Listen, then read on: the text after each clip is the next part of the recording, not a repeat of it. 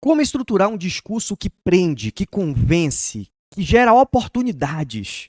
Porque é isso que a gente precisa pensar quando nós vamos fazer uma palestra. A gente precisa pensar numa estrutura de discurso que prenda a atenção daquelas pessoas que estão ali, que convença elas daquilo que eu estou querendo defender e que, claro, que gere oportunidades. Eu vou melhorar. Que gere transformações.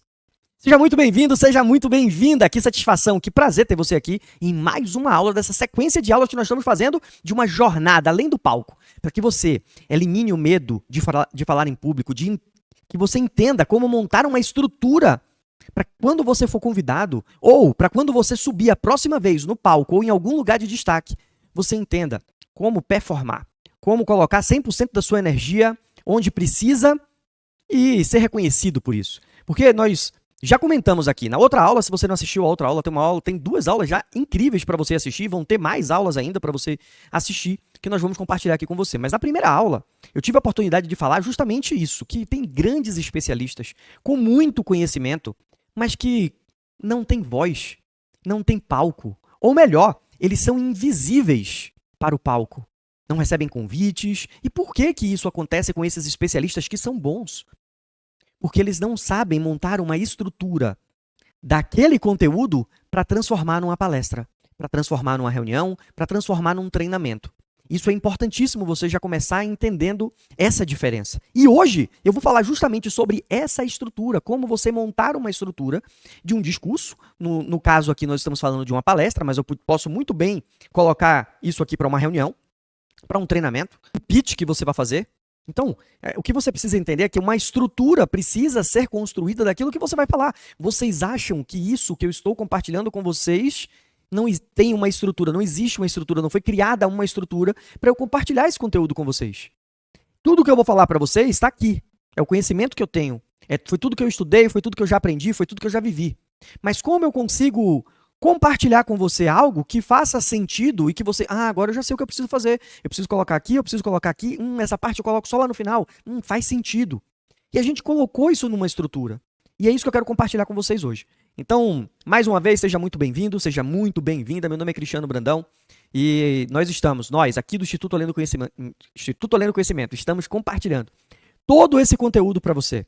Porque quando a gente sentou para começar a conversar sobre a jornada além do palco, quando nós pegamos todas as nossas turmas do Fábrica de Palestrantes, que é um programa de formação de palestrantes, ou que as palestrantes que passaram pelo Leoa Talks, pelo Homens HD, que são eventos de palestras que nós temos aqui, nós começamos a perceber que alguns especialistas não sabiam montar essa estrutura. E o assunto ficava solto, o assunto ficava perdido. Nós não tivemos isso quando começamos. Eu tenho mais de 15 anos dando aula, a Sabrina mais de 19 anos dando aula. E quando a gente começou, não foi assim, foi na tentativa e erro. E a gente fez assim, por que a gente não monta uma estrutura? Olha de novo a estrutura falando. Acho que tem que ser o nome da jornada vai ser arquitetura. Arquitetura além do palco. Porque a gente tem que montar essa estrutura, né? Desde a primeira aula que eu estou falando de estrutura. Mas é sobre isso. O objetivo dessa aula hoje é que você entenda que sem um método claro daquele assunto que você quer compartilhar, a plateia vai ficar perdida. Você precisa tirar o seu discurso do campo mental, que é o seu talento, e levar para o campo... tem algumas pessoas que vão comentar assim, né? Ele tem uma didática boa. Só que a didática é uma habilidade que você desenvolve. E eu ia falar justamente isso. Você precisa levar para o campo da didática, do entregar, do transbordo, de como você consegue passar para a pessoa aquilo que você conhece, que sabe e que às vezes é óbvio para você.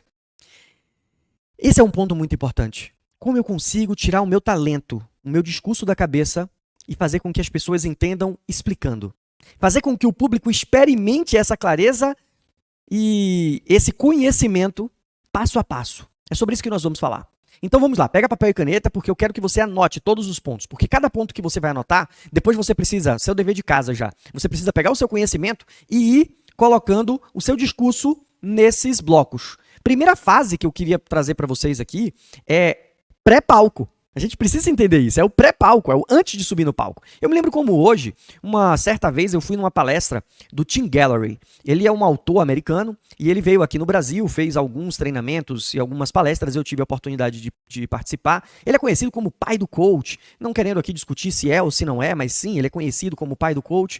E ele tem um livro muito famoso que é O Jogo Interior do Tênis, que ele faz uma analogia que os atletas que ele começou a pesquisar e começou a identificar isso, eles tinham um momento que eles ficavam conversando com o lado motivacional deles e o lado racional deles. Então isso era algo que ele conseguiu identificar e falava, nossa, impressionante, ele fica repetindo aquela frase ali, aquilo vai trazendo mais segurança para ele. Enfim, o livro é muito bom. E eu lembro que eu tive a oportunidade de ir ver um treinamento do Tim, participar do treinamento do Tim, e amigo, né, Tim? E ele comentou isso, que já tinha tantos anos de palco, tantos anos dando treinamentos, mas que sim, ele ficava nervoso. E o que ele fazia antes de subir no palco? Ele sempre ia ao banheiro, ele sempre relaxava o corpo, ele sempre gostava de fazer alguns movimentos. E vamos lá, vamos entender por que isso acontece. Primeira coisa que a gente precisa entender é por que isso acontece. Porque se eu consigo entender isso, eu consigo evitar que meu corpo comece a desencadear todos esses bloqueios. Como assim, Cris? Primeiro a gente precisa falar de emoções. Nós estamos falando aqui de ansiedade. Nós estamos falando aqui de medo. E quando você entra nesse movimento, o seu corpo, entenda que quando eu falo de ansiedade, quando eu falo de medo, quando eu falo de qualquer emoção, é uma reação psicofisiológica. Ela acontece em 2 movimentos simultâneos. Eu vou dar um exemplo para vocês aqui, para vocês entenderem. Vamos supor que eu vá para a praia. Quero ir para a praia. Adoro a praia, nós adoramos a praia, moramos muito tempo perto da praia, na frente da praia. E vamos dizer que você foi para a praia. Chegou na praia, entrou no mar, fez, olha, vou dar uma nadada. E começou a nadar, se distanciou um pouco da costa. Você estava a 15, 20 metros da costa já, quando parou ali para respirar. Dentro d'água, claro. E aí você parou ali para respirar, e naquele momento você não viu, mas passou uma ave por cima de você. A única coisa que você viu foi a sombra dessa ave que foi projetada na água atrás de você, um vulto. Automaticamente, a sua mente, o seu subconsciente, ele vai mandar uma mensagem. Que mensagem é essa? Tubarão. Nesse momento, a sua pupila vai dilatar, a sua mão vai ficar mais gelada, a sua boca vai ficar seca. Você vai sentir aquelas borboletas na barriga, o frio na barriga. Isso nada mais é do que o seu organismo se preparando. Ele não quer mais pensar em colocar energia em outro lugar. Então ele para de peristaltar. E pode acontecer pelo medo, por exemplo, o famoso, desculpe a expressão, mas me caguei de medo. Ou você se urinar por conta do medo. Por quê? Porque o seu organismo está colocando tudo para fora, que ele não quer colocar energia naquilo. Logo, ele está mandando mais fluxo sanguíneo para as extremidades. Ele está te preparando para ou fugir ou atacar. É isso que acontece com o nosso corpo, quando a gente está com medo. E quando a gente está em outras situações, que a gente não está pensando que é um tubarão, por exemplo, o nosso corpo reage dessa forma também. Eu estou com medo de subir no palco porque eu estou com medo de ser julgado. O que acontece quando eu estou com ansiedade, quando eu estou com medo, quando eu estou esperando aquele momento? Minha garganta fica seca, a minha pupila dilata, a minha mão fica gelada. Vem as borboletas na barriga, o frio na barriga. Comigo, Cristiano, estou trazendo aqui para vocês algo que acontece comigo. Depois dessa sequência, as minhas costas começam a travar. Eu já dei palestra com as costas completamente travadas. Eu não conseguia olhar para o lado assim, parecendo um robô. Meu corpo vai reagindo dessa forma.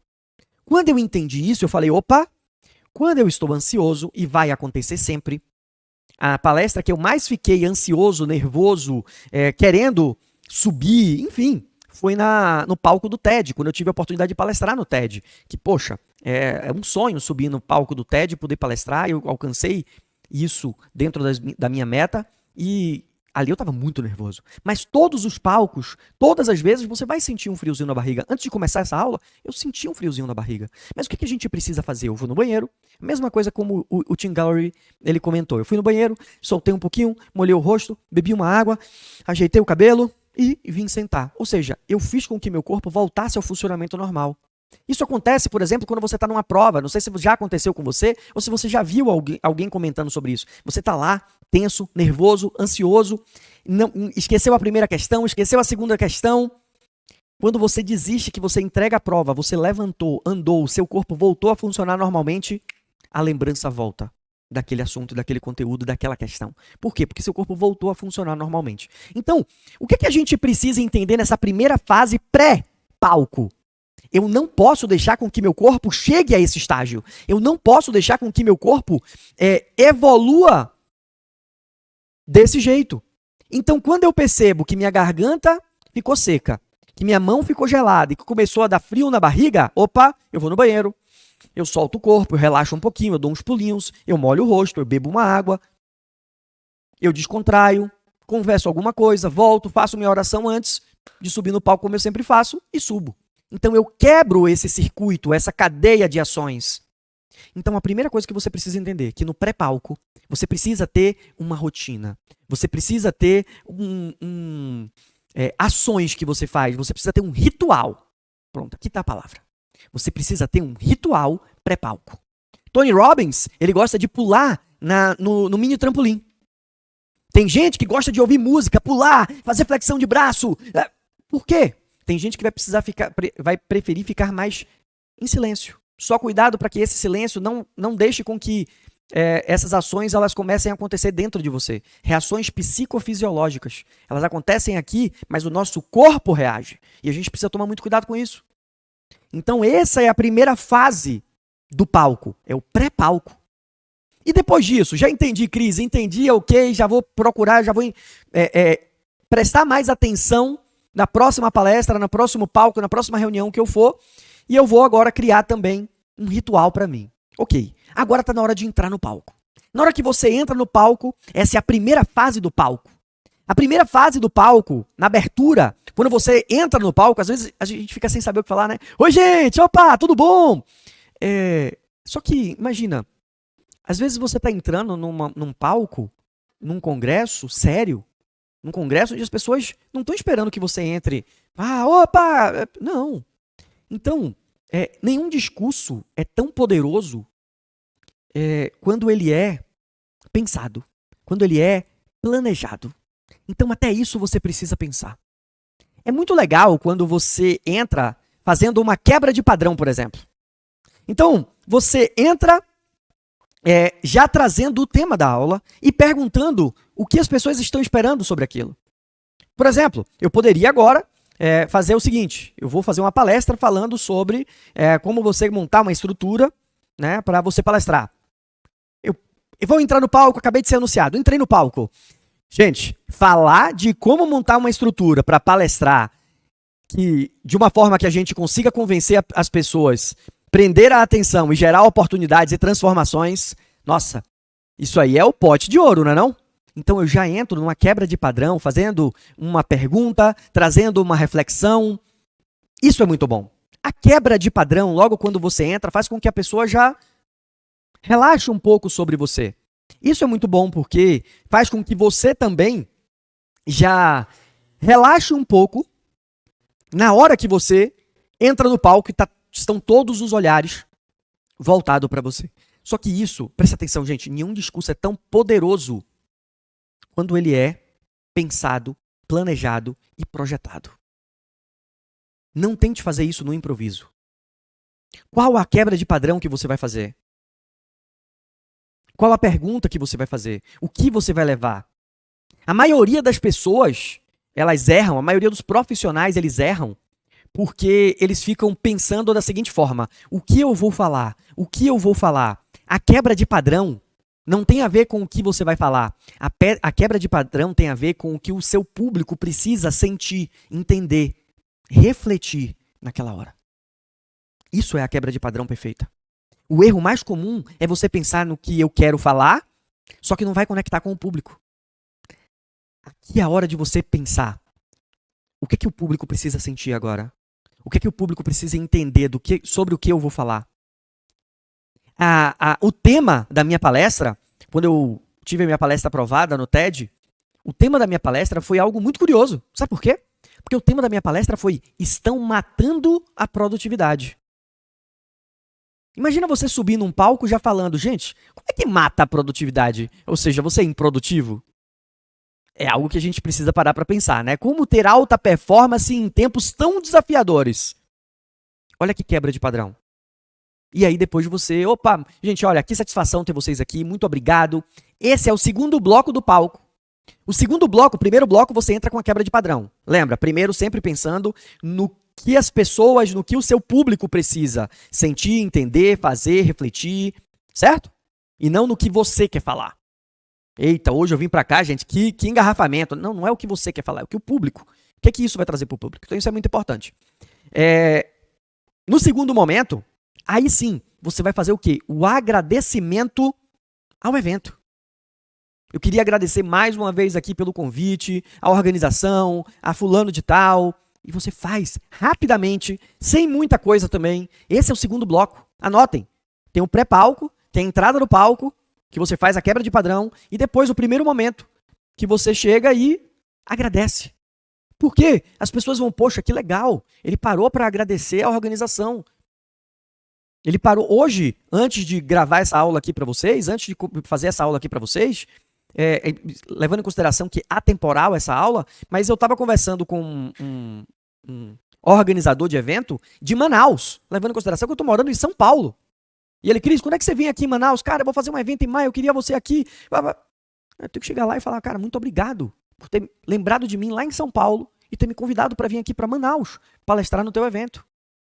Um evento que ele está juntando aí e conseguindo colocar uma média de 300, 400 médicos dentro de um evento. Então é muito importante que nesse segundo momento você já faça o quê? O agradecimento para quem te convidou para ali. Para quem te levou para ali. Ou, vamos lá, você foi contratado por uma empresa. Você vai agradecer à direção, ao RH, a quem entrou em contato com você, você vai agradecer. E agradecer ao público por estar ali te assistindo.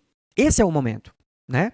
A gente precisa entender isso, que um palestrante estratégico, ele constrói de dentro para fora. Como assim, Cris? Você ficou feliz quando você foi contratado para palestrar? Você ficou feliz quando você recebeu o convite para estar naquele evento? Ou seja, você tem que colocar para fora isso. Você tem que colocar para fora. Então, a palestra estratégica é, poxa, olha, eu já fiz o pré-palco, eu já entrei com a quebra de padrão e agora eu vou colocar para fora. Vou colocar para fora primeiro a minha gratidão e depois todo o meu conteúdo. Não é sobre eu. É a transformação que eu posso fazer nas pessoas. Lembra? É o que o público precisa sentir, entender e fazer. É isso que a gente precisa entender, é isso que a gente precisa falar. E aí a gente sai desse segundo bloco, levando em consideração o pré-palco, mas a gente sai desse segundo bloco e a gente entra no início, o início da palestra. Todo discurso poderoso, ele segue um mapa, ele segue uma rota, uma redação. Início, meio e fim. Eu preciso ter um início, onde eu vou explicar conceito, o assunto, os erros. Início. Apresentação do discurso. É isso que é o início da sua redação, da sua palestra, do seu discurso. Todo discurso precisa ter um destino.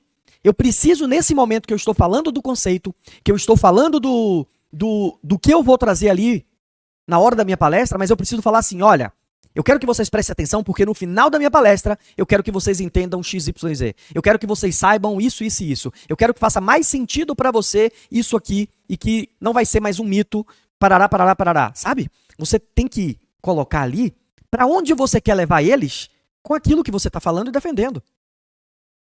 Não existe você fazer uma palestra sem ter um direcionamento. Fica solto. Não tem como. Um discurso precisa ter o destino. Se você não sabe aonde você quer chegar, e aqui não é frase pronta não, o público também vai ficar perdido. O público também não vai entender para onde você quer levar ele. Não vai dar match, ele não vai conectar. Então é muito importante que você saiba. Eu sei o conceito, eu sei o que eu quero falar e qual é a transformação que eu quero levar essas pessoas. Eu começo uma palestra falando de gestão do tempo, fazendo o desafio. Quem acha que não tem tempo para fazer atividade física? Quem acha que não tem tempo para brincar com os filhos? Quem acha que não tem tempo para sair para um jantar com a esposa ou com o esposo? Eu vou provar para vocês no final dessa palestra que sim, você tem tempo sobrando. Você não está sabendo priorizar e organizar a sua agenda. Bum! Finalizei o terceiro bloco. com a entrada, com o discurso, com a rota e mostrando para onde eu quero levar eles. É isso que você precisa pegar agora. Qual o conceito? Qual o tema que você vai falar e a descrição desse tema? Para onde eu quero levar essas pessoas com esse assunto? E claro, como você vai fazer isso?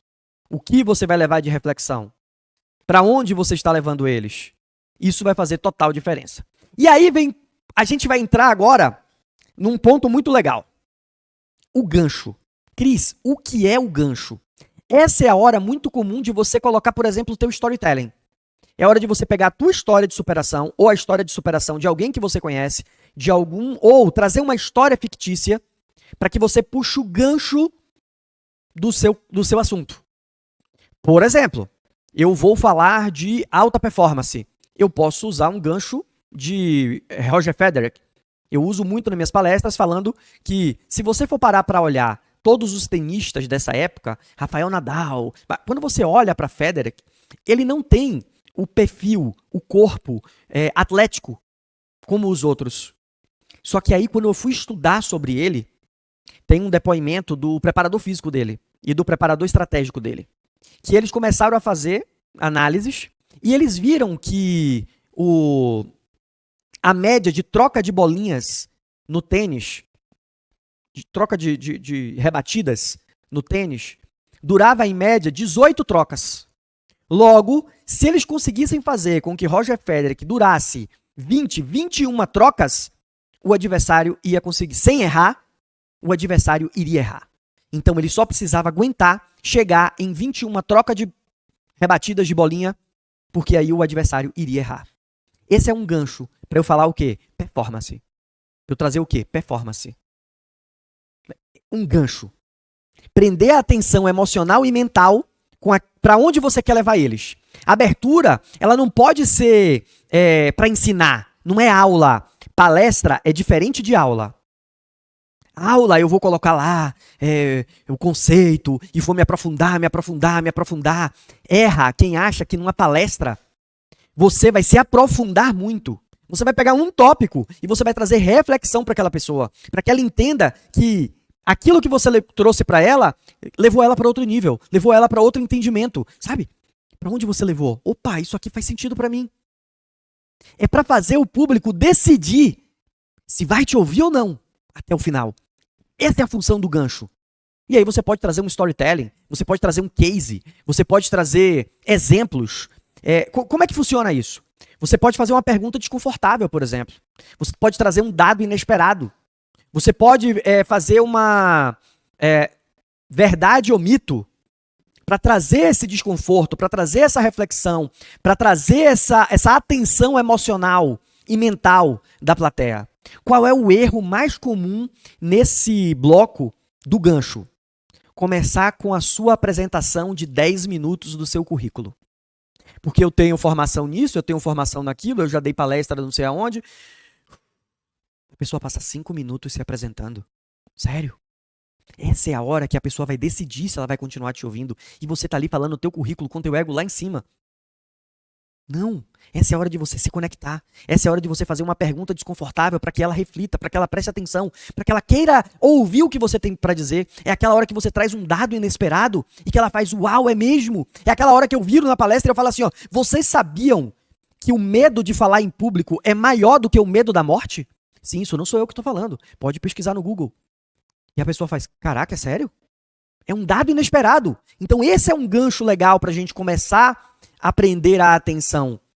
Logo quando eu estou ali já contando o storytelling, já contando, e aí eu, puxo o gancho. Puxo uma pergunta desconfortável. Puxo um dado inesperado. Outro erro muito comum é pedir desculpas. Gente, olha, me desculpa, acabei atrasando aqui um pouquinho, mas vamos lá, vamos seguir.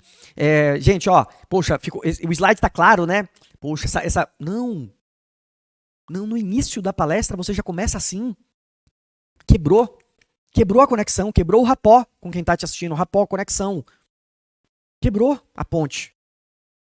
A gente precisa, nesse momento, fazer com que a pessoa se interesse pelaquilo que eu tô falando. E aí, eu vou para o próximo bloco. Qual é esse próximo bloco? O problema que vai ser construído. Lembra de uma redação? A gente faz a introdução, trazendo conceito, explicando um pouco, aí a gente vem com a pergunta, né, o gancho, trazendo um pouco do seu storytelling, mas agora chegou a hora do meio, do miolo. O miolo da redação é o problema que precisa ser construído. Numa palestra de gestão do tempo, eu falar quantas vezes você teve que levar para casa o teu trabalho. Quantas vezes você chegou no final da semana e você olhou para trás e viu que 70% das suas atividades você procrastinou. Quantas vezes você pensou em fazer um novo projeto, mas ele nunca nem saiu do papel. Então o problema que eu começo a levantar. Tudo que eu tiver de problema ali sobre aquele tema, eu preciso levantar naquele momento. É criar um envolvimento e uma identificação. É a hora que o público, ela faz assim, ó, nossa, ele está falando comigo. Sem intenção, você consegue prender a atenção. Sem interesse, você consegue persuadir o público. Persuadir no bom sentido de, eu vou prestar atenção no que ele está falando, porque isso que ele está falando acontece comigo. Opa! Cara, isso que ele está falando é muito bom. Se eu conseguir fazer isso aqui, sabe? Essa é a hora que você levanta o problema. Agora, como você vai levantar o problema se você mesmo não sabe nem 5 problemas do tema que você defende? Não tem como. Você precisa estudar. Quais são os problemas que mais acontecem com o meu público com esse tema? Qual é a dificuldade que meu público tem com esse tema? Para mim, falar de gestão do tempo, produtividade, alta performance, estratégia de negócios é muito fácil. Mas eu sei qual é o problema do meu público. Falta de atenção, distração, procrastinação, foco, disciplina, ação, planejamento, disciplina. Aí eu vou falar de novo. Foco, procrastinação, fazer muitas coisas ao mesmo tempo. Então eu posso trazer alguns exemplos aqui que a pessoa vai, opa, isso aqui é para mim.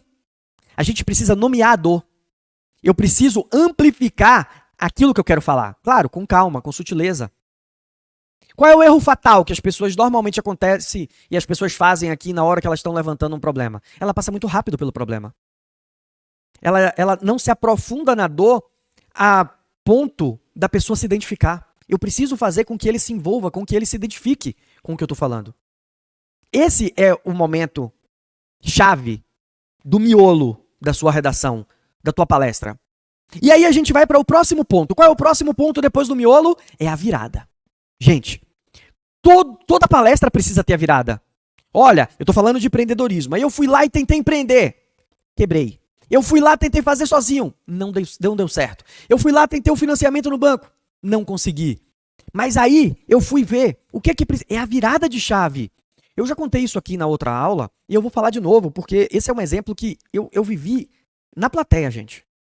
A palestrante, ela foi tão pro fundo do poço que acabou a palestra e ela não saiu de lá. Acabou a palestra e tava todo mundo com dó dela.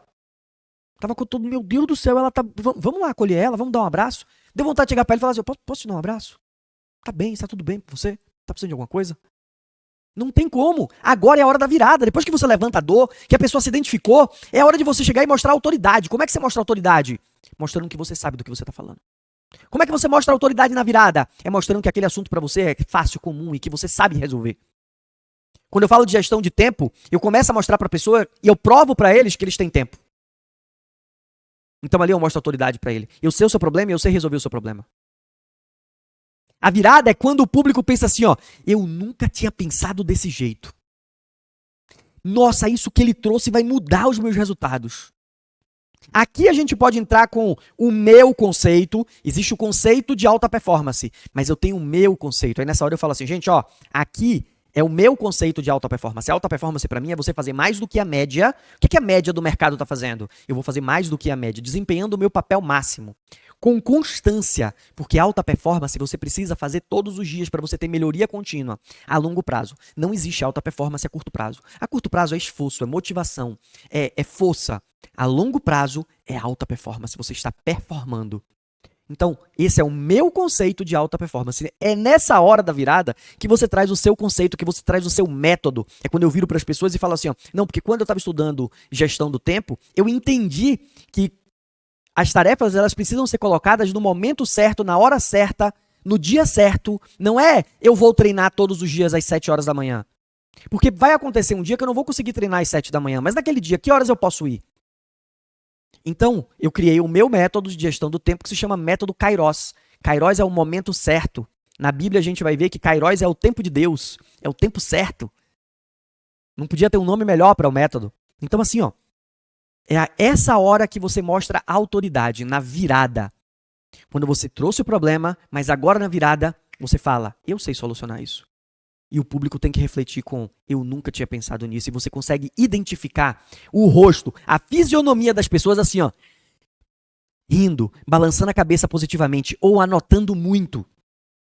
É importante a gente não se aprofundar muito. Lembra o erro?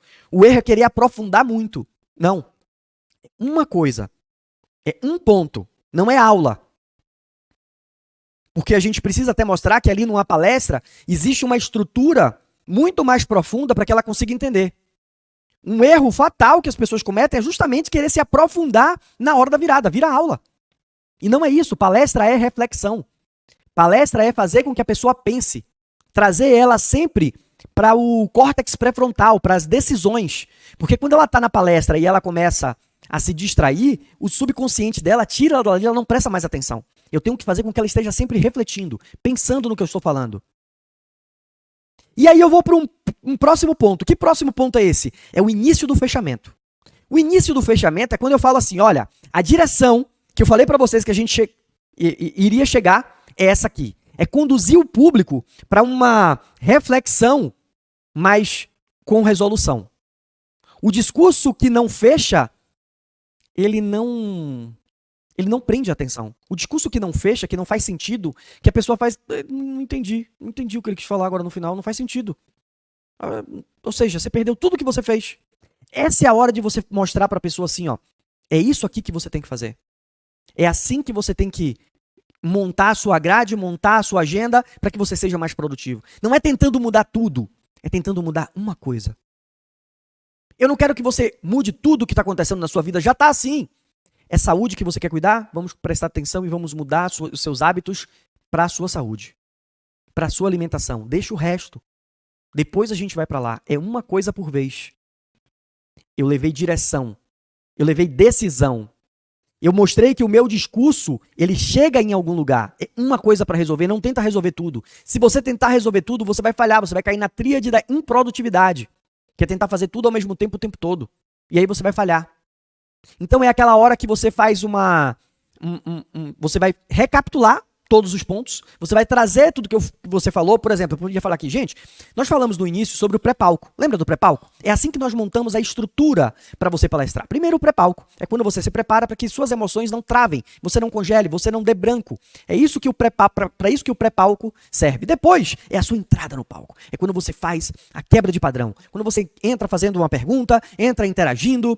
Eu até esqueci aqui de dar o exemplo, mas o próprio Tim Gallery, ele comentou e ele fez isso. Ele não gosta de entrar por trás do palco, né? Vindo de trás do palco. Ele gosta de entrar no meio da plateia, cumprimentando as pessoas. Isso é uma quebra de padrão. Depois, o primeiro contato com a plateia. Depois você vai fazer o início. Sabe? Você vai recapitular tudo que você falou. Você vai consolidar a sua autoridade, mostrando a resolução do problema, com mais ênfase agora. Fez sentido isso para você? Você acha que vocês fazem trazendo sempre perguntas, trazendo sempre reflexões daquilo que você acabou de mostrar? E claro, apontando o próximo passo. Mostrando para ela que agora ela tem que aplicar isso agora. Ela tem que aplicar isso amanhã. Que não é para ficar só na mente. Como é que as pessoas erram normalmente nesse fechamento? Terminando de uma forma fraca. Como é que termina de uma forma fraca? Você acabou de passar um conteúdo e você faz assim, gente, então, né? Era isso que eu tinha aqui para conversar com você. Como assim? Era só isso que eu tinha para falar com vocês? Eu não gosto, por exemplo. Agora eu já acabei. Eu queria aqui abrir para perguntas. Né? Não é eu queria abrir para perguntas. As pessoas vão ficar com vergonha. Você leva 3, 4 perguntas para finalizar. Você já sabe quais são as 3, 4 perguntas que normalmente o público vai fazer sobre aquele tema e você faz. E você pergunta para eles, quem mais já se viu na situação de parará, parará, parará, parará? Você começa a induzir o público a interagir com você. Esse é um fechamento forte. Quando você não faz isso, é um fechamento fraco. E eu quero trazer um bônus aqui para vocês, para a gente finalizar também, tá? Acontecem 3 erros muito constantemente e graves com a maioria dos palestrantes que não entendem essa estrutura. O primeiro erro é você querer falar para impressionar. Gente, você já está num palco. Você já está em evidência. Você não está ali para impressionar ninguém. Claro, isso é consequência. A sua palestra sendo incrível, você vai impressionar. Entenda uma coisa, você está ali para transformar. Quem tenta provar o que sabe, vai perder a autoridade. Porque o seu ego está lá em cima, as pessoas vão ver e vão conectar isso, e isso vai fazer com que elas não se conectem com você. Então, tentar falar para impressionar é um erro fatal. Outro erro que a gente precisa tomar muito cuidado é com a nossa querida e complexa língua portuguesa. Muito cuidado, gente. Muito cuidado com palavras, muito cuidado com concordância, muito cuidado com plural, muito cuidado. E eu estou falando aqui tanto da sua comunicação verbal, quanto da sua comunicação visual. Os seus slides, erro de português, palavras escritas erradas. Esse é um erro muito comum e um erro que pode jogar toda a tua palestra no lixo. Então a gente precisa ter muito cuidado, principalmente com o que a gente está falando. É muito desagradável quando você está ouvindo um palestrante e você percebe que ele não tem concordância. E aqui, desculpa, eu não estou falando de escolaridade, tá? Eu estou falando da gente se comunicar da forma correta. Eu não posso achar... Claro, eu não vou falar, eu não vou querer, eu não vou exigir, com todo carinho, respeito e admiração, que, por exemplo, um Rick Chester, que não teve escolaridade e que hoje não, tá? Hoje, quando você senta e você vai ver um podcast, é difícil você pegar uma ou outra palavra que ele fala errado. Mas você não pode exigir de um Rick Chester, quando ele dá essa virada, que não venham algumas palavras erradas. Você precisa entender a história da pessoa também. Eu não posso querer que uma pessoa que tem o storytelling, que veio da rua, que veio sem estudo, e que ela traga esse português assim. Mas, se você quer se posicionar, e se você quer mostrar realmente o que você sabe, sua autoridade, muito cuidado com isso. E o terceiro ponto, que é algo... que é uma linha muito tênue. É uma linha que a maioria dos palestrantes se perdem. É a falta de progresso emocional. Você precisa aprender a conversar com o seu público a hora certa de você motivar, a hora certa de você falar baixo, a hora certa de você falar sério, a hora certa de você desafiar. Quem não consegue fazer isso, não faz com que a sua palestra tenha um crescimento e um progresso para finalizar com uma frase de impacto. Para finalizar, pum! Para que todo mundo lembre da tua palestra. Ela vai começar morna e ela vai terminar morna. Esse é um erro gigantesco. Você precisa aprender a ter um progresso emocional na sua palestra. E você só faz isso com treino, você só faz isso quando você está seguro do seu tema, daquilo que você está se propondo ali a defender, a falar e a compartilhar com os outros. Gente, eu espero que vocês tenham entendido, eu espero que vocês tenham gostado, eu espero que tenha feito sentido para você de como você consegue montar essa estrutura para sua palestra, para sua apresentação. Foi assim que eu fiz em todas as minhas palestras, foi assim que eu fiz na palestra do TED. E olha que nós levamos 2 meses treinando com os especialistas do TED, quando a gente é aprovado, né? A gente passa 2 meses com treinamento com os supervisores do TED, e foi justamente essa estrutura que eles passaram pra gente, que eu tô compartilhando aqui com vocês hoje. Claro que tem uma outra coisa aqui que dá pra gente aprofundar mais, mas lembre, é uma palestra, não é uma aula. E a gente precisa fazer com que isso que eu trouxe pra você já traga uma luz, já faça com que você mude o seu olhar, a sua reflexão e a sua ação para a próxima palestra que você for fazer. Se ficou qualquer dúvida, manda para mim. Vai ser uma satisfação poder compartilhar com você e te responder a tua dúvida, o teu questionamento, ou aquilo que você não conseguiu entender da melhor forma. Um forte beijo, um grande abraço e até a próxima aula. Tchau, tchau, gente!